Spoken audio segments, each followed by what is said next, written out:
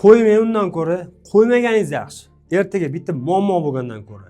Bitgan joy ko'ryapmiz, og'irroq odam o'tirgan, kafi singan qiyshayib, kafilchi aybdormi, santexnik aybdormi, sanga bor, menga bor bo'lib yotibdi. Agar qo'ygan installatsiyangizni mustahkamligiga javob bera olmasangiz.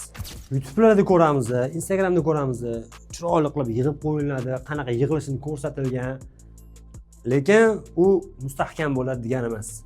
Bu oddiy ko'ringan installatsiyani o'z qonuniyati bilan zo'r qilib montaj qilaman desangiz, kamida 3 ta mutaxassis bilan ishlashingiz kerak. Birinchi navbatda bu xonamizda hech qachon to'g'ri chiqmaydi, yo gipskardonchi yo kafilchi.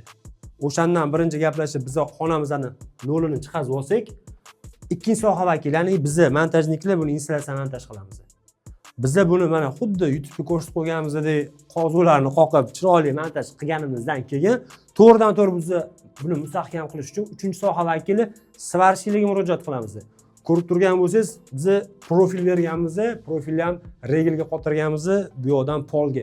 Sababi mana bu narsa bo'sh. Ertaga buni qotirgan bilan kattaroq vesli odam o'tirsa, bu xolasangiz, xolamasangiz o'ynaveradi. Ana mana shu narsaga ahamiyat berilmagandan keyin yangi gaplar chiqadi. Installatsiyaning ustidan 2 qavat gipskardon qilish kerak, o'shanda bo'lmagan gap.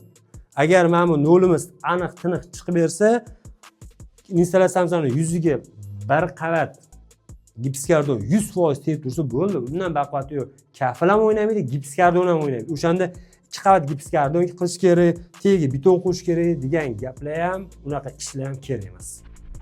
Endi sizga savol. Bir dona oddiy installatsiyani o'rnatish uchun 3 ta mutaxassisga murojaat qilganimizdan keyin buni o'rnatish ish haqida nechta bo'lish kerak? Izohlarni kutamiz.